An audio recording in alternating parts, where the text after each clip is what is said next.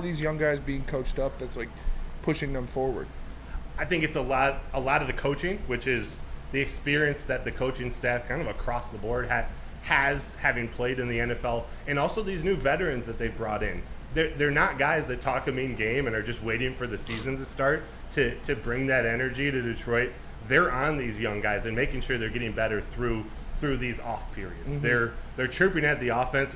For a defensive example, they're chirping at the offense, but coaching up the young defensive players on things to do. I mean, imagine C.J. Gardner-Johnson and Brian Branch, like what they can learn from each other, really what Brian Branch can learn from his experience, playing the nickel, playing safety, bouncing all around a defense, which is what Brian Branch did at Alabama. Now he's got the best in the game coaching him, and he's a guy who wants to mentor this young guy. And remember, he's on a one-year contract, so he just needs to play well, but he's also incentivized for Branch to do well.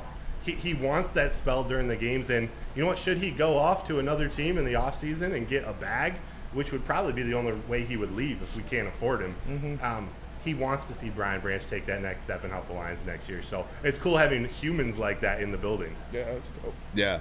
There's a lot of hype around Jahmyr Gibbs a couple weeks ago back too, and I was wondering, like, obviously they're not in pads right now, but what were the plays he was making to command that? Because it wasn't just like, Detroit media, it was like national media saying Jahmyr Gibbs is exploding at camp right now.